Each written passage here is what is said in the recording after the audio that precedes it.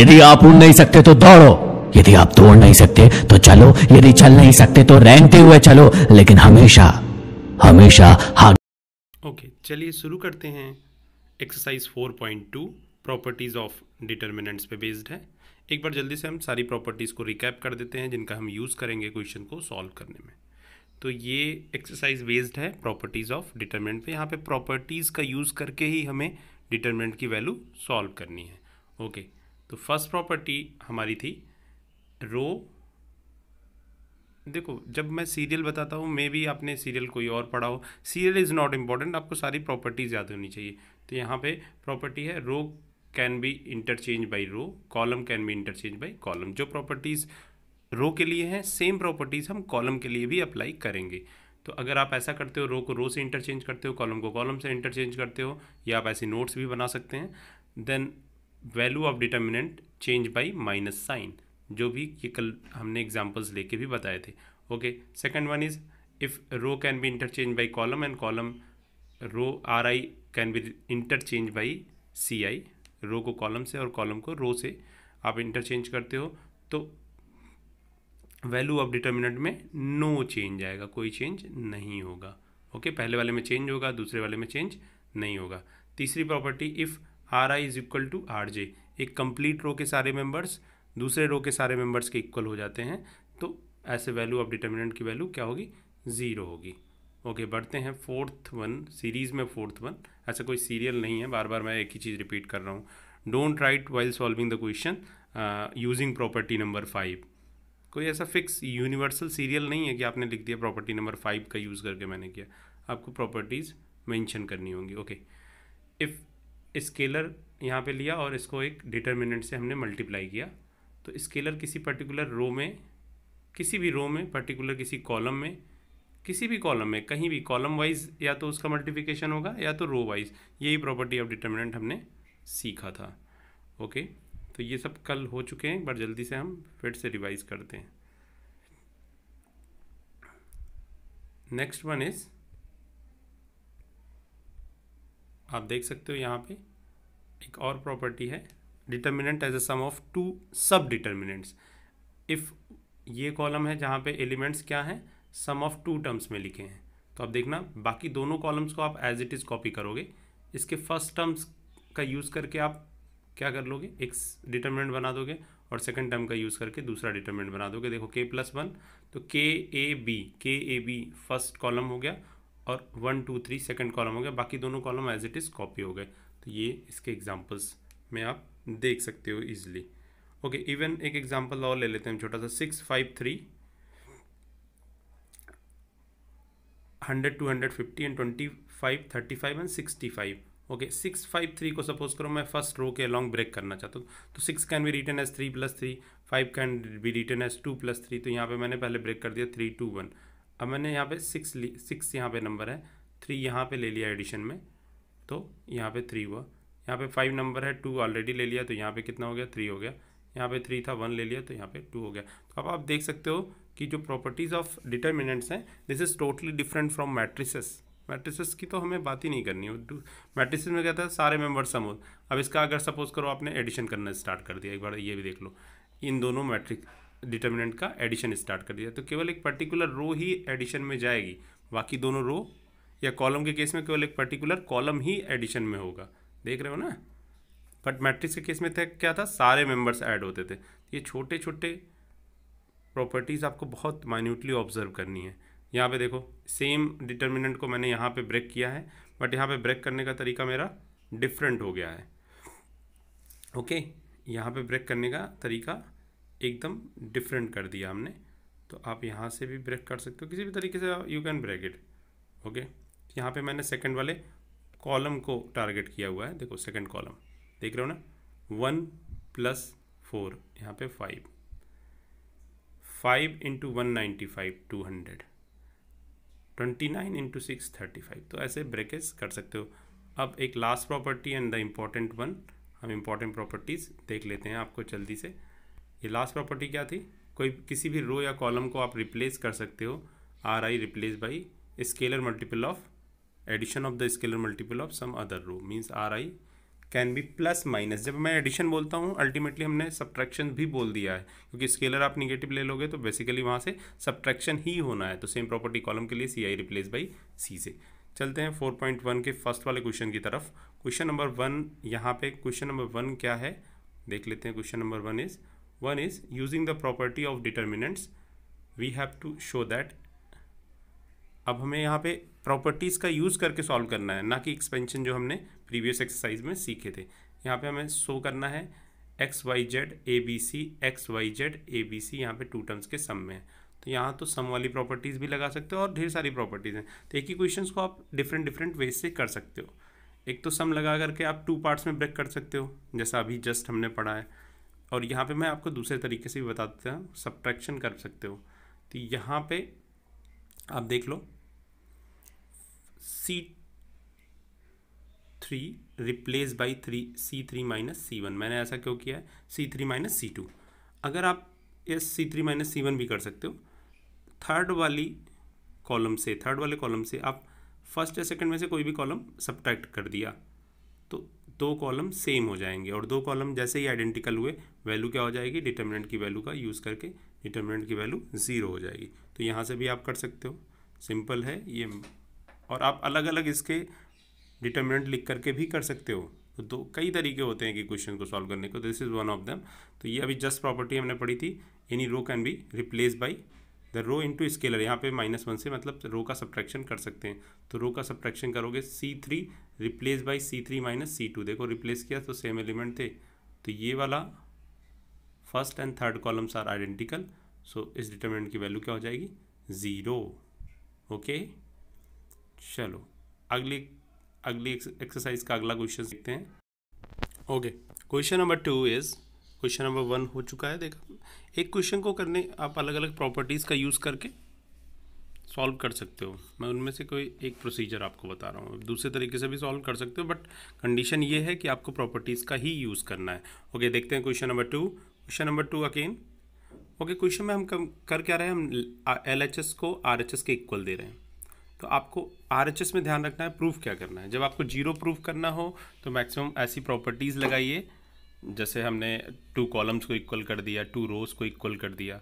तो इस प्रॉपर्टी, ये हमारा एम होगा क्वेश्चन को जब सॉल्व करते हैं। तो देखते हैं question number 2। Question number 2 is A minus B, B minus C, C minus A, B minus C, C minus A minus B, C minus A minus B, B minus C. इसको equal 0 के दिखाना है, और आपको expansion की भी help नहीं लेनी है। यहाँ पे क्वेश्चन नंबर 2 to 5 में स्पेशल इंस्ट्रक्शंस भी हैं।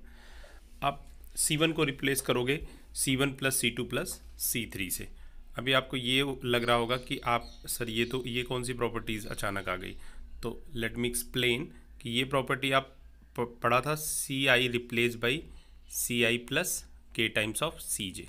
ठीक है, तो K की वैल्यू 1 लीजिए तो, और I की वैल्यू 1 ले लीजिए, तो I और J की वैल्यू 2 ले लीजिए।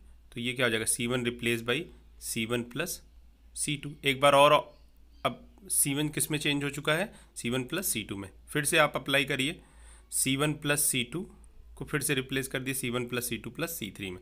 तो sum of rows, sum of columns के एडिशन से भी आप रिप्लेस कर सकते हो, कन्फ्यूजन मत करना।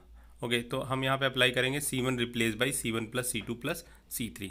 हम स्मॉलेस्ट प्रोसीजर ले रहे हैं जिससे छोटे से छोटे क्वेश्चंस हो जाएं। ये सारे क्वेश्चंस जो अभी हम डिस्कस कर रहे हैं ये 2 मार्क्स की वैल्यू है इनकी। ओके, जब आपने अप्लाई किया C1 plus C2 plus C3, आप देख सकते हो अगर मैं C1 को रिप्लेस कर रहा हूँ तीनों कॉलम के सम से, तो A minus B plus B minus C plus C minus A. एक एलिमेंट्स में करके दिखा देता हूँ, तो सारे क्या हो जाएंगे, कैंसिल आउट हो जा रहे हैं, 0 हो जा रहा है। तो ये कंप्लीट रो, कंप्लीट कॉलम क्या हो गया, 0 हो गया। और ये भी एक सिंपल सी प्रॉपर्टी है, अगर किसी भी कॉलम या किसी रो में सारे एलिमेंट्स 0 हैं तो ऑफकोर्स डिटर्मिनेंट की वैल्यू क्या होगी, 0 होगी। सिंपल है, क्योंकि आप रो के अलॉन्ग, कॉलम के अलॉन्ग भी एक्सपेंशन करते हो तो वहाँ पे 0 0 0 सब मल्टीप्लाई हो जाएंगे। ओके, चलते हैं नेक्स्ट क्वेश्चन की तरफ। Question number 3। Question number 3 is determinant is 2 3 5 7 8 9 65 75 and 86। This is the determinant. अब आपको इस डिटर्मिनेंट को 0 के इक्वल दिखाना है। ओके, बेसिकली क्वेश्चन यही है, this should be equal to 0, ये क्वेश्चन है आपका। अब आप फिर से हम LHS लेते हैं, और LHS में मैं अप्लाई क्या कर रहा हूँ, इसको अलग अलग ब्रेक भी कर सकते हो। कुछ लोग इस थर्ड कॉलम को टारगेट करके ऐसे भी लिख सकते हो, 63 + 2, 72 + 3, 81 + 5, ऐसे भी कर सकते हो। अब अलग अलग ब्रेक कर लोगे, देख रहे हो ये मैंने क्यों कैसा ब्रेक किया, फर्स्ट वाला कॉलम 2 3 5 ही है। ओके, अब इसको 2 डिटर्मिनेंट्स के सम के फॉर्म में भी आप लिख सकते थे। ओके, अब मैं इसको थोड़ा सा डिफरेंट तरीके से भी करने की कोशिश करता हूँ। ये तो एक तरीका हो गया, वहाँ से भी क्वेश्चन आ जाएगा। अब मैंने C3 को रिप्लेस कर दिया है C3 - C1 से। C3 ये वाला कॉलम रिप्लेस किया है C3 - C1 से, तो 63 - 2, 65 - 2, 63 हो गया, और 63 को आपने क्या लिख दिया, 7 × 9। अभी देखना, 75 - 3 ये हो गया 72, 72 को मैंने लिख दिया 8 × 9। और अगला है 86 - 5 दैट इज़ 81, 9 × 9। अब यहाँ पे मैंने 9 9 9 साइड में ही लिखे हुए हैं, 7 8 9 फर्स्ट सेकंड कॉलम और थर्ड कॉलम सेकंड कॉलम का स्केलर मल्टीपल्स है। ये भी आपको बताया गया है, एक कॉलम दूसरे कॉलम का स्केलर मल्टीपल्स है। तो आप 9 कॉमन कर सकते हो, जैसे ही 9 कॉमन करोगे आप देख लो 7 8 9 7 8 9, C2 और C3 इक्वल हो जाएंगे। ओके, तो ये भी एक तरीका है, इसके पहले भी कई तरीके हैं। तो अब सारे सोच रहे हो कि सर हम सोचेंगे कैसे, ये भाई प्रैक्टिस आपको ये चीज़ें आएंगी, जितनी बार प्रैक्टिस करोगे क्वेश्चंस का उतने ही ज़्यादा आपके कॉन्सेप्ट क्लियर होंगे। जैसे ही आपने अप्लाई किया, 2 9 कॉमन किया, आपकी दोनों सेकंड और थर्ड वाले कॉलम आइडेंटिकल हो गए, इसलिए वैल्यू क्या हो गई, ये देखो ये दोनों कॉलम आइडेंटिकल हो गए, इसलिए इसकी वैल्यू 0 हो गई। कहीं हमने एक्सपेंशन यूज़ नहीं किया है, डिटर्मिनेंट की प्रॉपर्टी से हमें मालूम चल गया इस डिटर्मिनेंट की वैल्यू 0 होगी। तो ये प्रॉपर्टीज़। ओके, अगला क्वेश्चन देते हैं, क्वेश्चन नंबर 4। क्वेश्चन नंबर 4, इससे भी हमें 0 के इक्वल ही प्रूफ करना है, this is equal to 0। Question number 4 था, first column 1 1 1, second column BC CA AB, third column is A B + C, B C + A and C A + B। Okay, third column. अब मेरा target है 0 proof करना, तो 0 के लिए आप हर जगह हमें कुछ एडिशन कुछ सब्ट्रैक्शन, इन सब से अगर आप डील नहीं कर पा रहे हो, क्वेश्चन टारगेट अचीव नहीं हो रहा है, तो फिर कुछ कॉमन वगैरह लेते हैं, बस यही स्पेशली यही टारगेट्स होते हैं हमारे। ओके, C3 थर्ड वाले कॉलम को रिप्लेस किया है C3 + C2 मीन्स सेकेंड वाला कॉलम उसी में ऐड कर दिया। अब यहाँ पे आप जब ब्रैकेट को ओपन करोगे तो बेसिकली आ क्या रहा था, ये देखना AB + AC यहाँ पे है और BC यहाँ पे है, दैट मीन्स अगर मैं थर्ड कॉलम को ऐड कर दूँ तो AB + BC + AC, AB + BC + AC, AB + BC + AC। Third column में सेकंड कॉलम को जैसे ही मैंने एडिशन में किया, थर्ड कॉलम में सारे एलिमेंट्स सेम हो गए। अब किसी भी कॉलम में सारे एलिमेंट्स सेम हो चुके हैं, ध्यान देना। अब यहाँ से आप ये पूरे नंबर्स आप AB + BC + CA कॉमन कर लोगे तो हमारे पास फर्स्ट कॉलम और सेकंड कॉलम इक्वल हो गया। ध्यान से देखो, आप पहले अप्लाई क्या किया मैंने, थर्ड कॉलम में सेकंड कॉलम को ऐड किया। क्यों ये ऐड किया, ऐसा करने से हमें थर्ड कॉलम में सारी एंट्रीज इक्वल आ रही थी, मीन्स सारे एलिमेंट्स इक्वल हो रहे थे, और फिर इक्वल होने से क्या होता कि हम वहाँ से कॉमन ले सकते थे। जैसे ही मैंने कॉमन किया, दोनों एंट्रीज आइडेंटिकल बन गए, और इस प्रॉपर्टीज़ का हमें मालूम है कि columns are identical then value will be 0। Question number 4 आपने सॉल्व कर लिया। Okay, question number 5 is again important. सारे क्वेश्चन इंपॉर्टेंट है, यहाँ पे कुछ भी छोड़ना नहीं है आपको, सारे क्वेश्चंस करने हैं। वीडियोस एक दिन लेट कर दूंगा बट आप सारे क्वेश्चंस करोगे। क्वेश्चन नंबर 5 4 मार्क्स में सो मेनी टाइम्स आया हुआ है, प्रीवियस ईयर में देख लो कितना इंपॉर्टेंट क्वेश्चन है question number 5। Okay, question number 5 एक बार मैं डिक्टेट कर दे रहा हूँ, देख लीजिए आप। B + C मैं रो वाइज कर रहा हूँ, B + C Q + R Y + Z, C + A R + P Z + X, A + B P + Q and X + Y। We have to show that this is 2 times of APX BQY CRZ।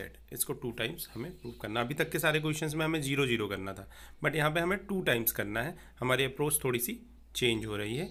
Okay, अब आइए देखते हैं इसका solutions कैसे करते हैं। Okay, इस question को सॉल्व करने में हम सबसे पहले क्या लेते हैं, R1 को रिप्लेस करते हैं। R1 रिप्लेस बाई, पहला ऑपरेशन है R1 replace by R1 plus R2 plus R3। ऐसा करने से प्रॉब्लम क्या हो रही है, जो हमें प्रूव करना था, मैंने सबसे पहले बोला कि आपको टारगेट्स देखना होगा कि RHS में क्या हमें प्रूव करना। RHS में हमें 2 टाइम्स, एक जगह 2 आ रहा है कॉमन में, तो 2 हमें कॉमन लेना था, तो इसलिए मैंने किया। इस क्वेश्चन को फिर से मैं बोल रहा हूँ, this is not only way to solve the question जैसे मैं कर रहा हूँ, आप भी बस एक बार, दिस इज़, हाँ एक तरीका है, आप कर सकते हो।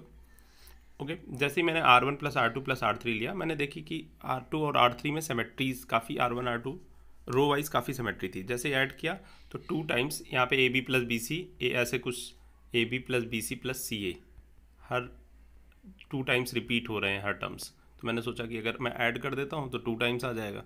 तो ये जो सोचने वाला प्रोसेस है ना, ये आपको बाई प्रैक्टिस से आएगा, जितना आप जितनी बार क्वेश्चंस को करोगे, जितने डिफरेंट टाइप के क्वेश्चंस करोगे। अभी तो NCERT पहले साला सॉल्व करना है, यहीं से आता है। ओके, तो मैंने अप्लाई किया operations, R1 replace by R1 plus R2 plus R3, तो यहाँ पे आया 2A plus B plus C 2PQR 2XYZ। बाकी दोनों रोज को हमने कॉपी कर लिया। अब यहाँ से आप 2 स्केलर है, कॉमन है, you can take it outside, तो 2 मैंने यहाँ पे ले लिया। Okay, A plus B PQR X plus Y plus Z। Okay, 3x3 का जब आपका डिटर्मिनेंट है, तो यहाँ पे आप 2 ऑपरेशन साइमल्टेनियसली अप्लाई कर सकते हैं। बट ऑपरेशन करते समय ध्यान रखना, जिस रो को आप रिप्लेस कर रहे हो उस रो में दूसरा कोई ऑपरेशंस नहीं होना चाहिए। Okay, what I mean to say कि सपोज यहाँ पे देखो, मैंने अब अगला ऑपरेशन मैं कर रहा हूँ R2 replace by R2 minus R1, तो अब R2 में कोई ऑपरेशंस, R2 किसी ऑपरेशन में इन्वॉल्व नहीं होना चाहिए। Clear, means R3 replace by R3 minus R1। तो यहाँ पे आप R3 माइनस R2 सपोज करो नहीं लिख सकते थे, क्योंकि R2 में तो चेंज होने जा रहा है। तो ये सब छोटे छोटे कॉन्सेप्ट याद रखना करते समय। ओके, तो next operation is R2 replace by R2 minus R1 and R3 replace by R3 minus R1। Okay, that means हमें R1 में कोई चेंज नहीं करना है, R1 को एज इट इज कॉपी कर लिया। R2 में चेंज करना था, और R2 में क्या करना था, R2 को रिप्लेस करना था R2 माइनस R1 से, तो minus B minus Q minus X plus Z था, अब मैंने माइनस किया तो माइनस Y, ऐसे ये रिप्लेस कर दिया, ये सारे एलिमेंट्स आ गए हैं। Minus B minus Q minus Y minus C minus R minus Z। Clear?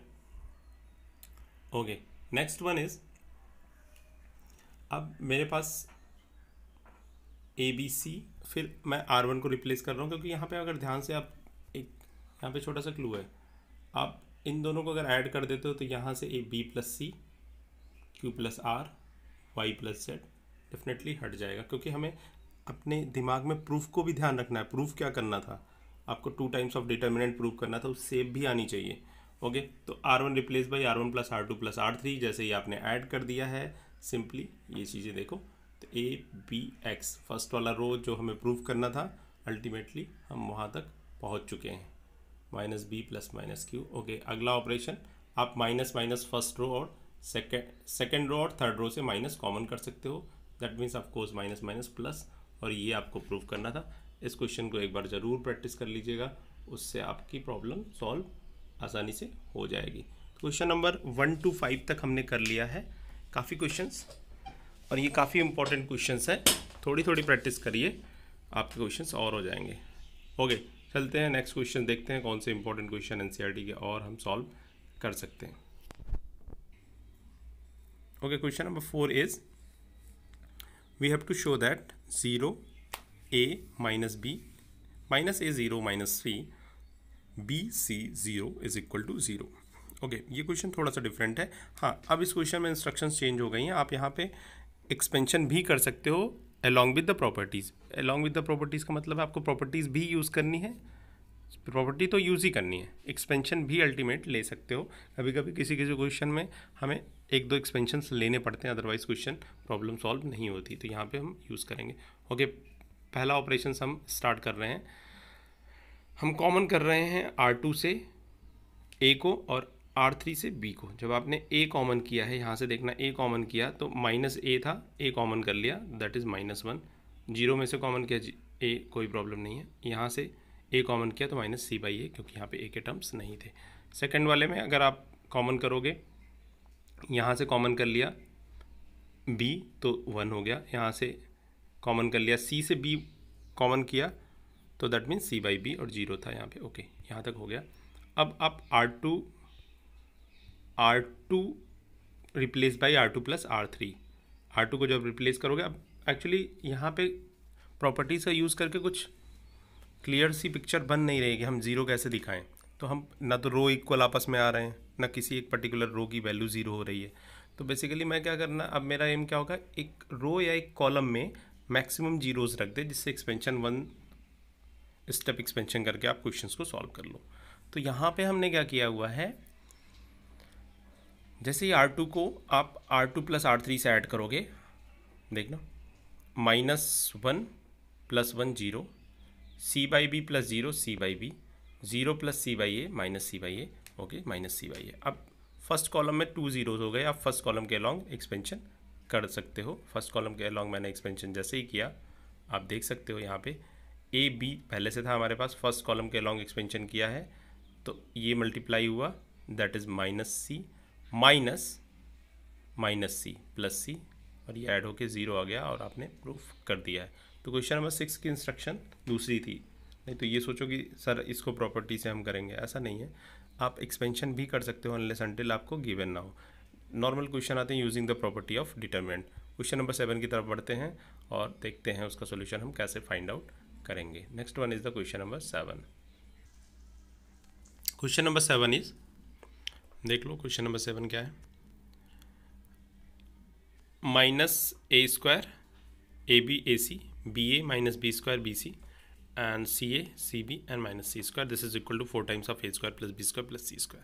एक तो आप एक्सपेंशन करने के लिए बोला जाता तो डायरेक्ट आप मल्टी जैसे डिटरमिनेंट का एक्सपेंशन सीख रखा है वैसे करके आप सॉल्व कर सकते थे, बट यहाँ पे कुछ प्रूफ करना है। जब कुछ प्रूफ करना है तो अपने टारगेट को ज़रूर ध्यान में रखिए, क्योंकि प्रूफ आपको उसी फॉर्मेट में देना होता है। तो यहाँ पे आप देखना 4A² B² C², मतलब ये कॉमन से ही आएंगे क्योंकि मल्टीपल्स में है। तो आप सबसे पहले आप देख लो मैक्सिमम चीज़ें कॉमन क्या होती हैं। तो फर्स्ट रो से हर जगह A दिखाई दे रहा है, तो फर्स्ट रो से मैंने A, सेकंड रो से B एंड थर्ड रो से C कॉमन कर लिया है। तो इसके पास हमारे पास जैसे ही कॉमन किया हमारे पास क्या हो गया, ABC कॉमन में, और जैसे ही फर्स्ट रो से A कॉमन कर लिया था तो वहाँ पे A² था, AB था और AC था। तो यहाँ पे कॉमन करने के बाद ये सिचुएशन हमारे पास सिचुएशन बन गई। ओके, अब फर्स्ट कॉलम से आप कॉमन कर सकते हो। देख रहे हो फर्स्ट कॉलम में कॉमन करने के लिए आपके पास काफ़ी कुछ है, AB BC CA। First column से कॉमन कर लिया ABC, तो फिर से ABC पहले से था तो A² B² C² हो गया। देख रहे हो पहले कॉलम वाइज रो वाइज, ये है, this is the beauty of properties of determinant. देखो कितने आराम से आपके क्वेश्चन सॉल्व हो रहे हैं। कॉलम से कॉमन करने के बाद अब आपके पास ये डिटरमिनेंट बचा हुआ है। अब यहाँ भी आपको तुरंत एक्सपेंशन नहीं लेना है, मैक्सिमम जीरोस बनाने हैं किसी रो या कॉलम के अलॉन्ग। तो मैं रो के अलॉन्ग बनाने की कोशिश करता हूँ। ओके, देखते हैं C2 सेकंड वाले कॉलम में अगर मैं फर्स्ट कॉलम ऐड कर दूँ, क्योंकि ये -1 है यहाँ +1 है तो ये 0 हो जाएगा। ऐसे ही फर्स्ट वाले कॉलम को मैं थर्ड वाले कॉलम में अगर ऐड कर दूँ तो ये भी 0 हो जाएगा। तो फर्स्ट वाले रो में 2 जीरोस बन जाएंगे, मेरा काम हो जाएगा। तो मैंने वही किया, फर्स्ट कॉलम को आपने सेकंड कॉलम में ऐड कर दिया। देखना -1 0 0, -1 + 1 0, फिर यहाँ पे हो गया 1 + 1 2, ओके, फिर इसको ऐड कर दिया 1 + 1 2, 1 - 1 0, ओके। अब एक्सपेंशन अलॉन्ग R1 आप ले सकते हो। जैसे ही R1 के अलॉन्ग आप एक्सपेंशन लोगे तो आपके पास आपको -4 -1 मिल जाएगा, that means A² + B² is equal to, proof हो गया, क्वेश्चन प्रूफ हो चुका है। ओके, अब हम देखते हैं और कौन से क्वेश्चंस कर सकते हैं। मैं कुछ क्वेश्चंस तुम्हारे लिए होमवर्क भी दूंगा, आपको खुद से करना होगा। देखते हैं क्वेश्चन नंबर 8 में पार्ट है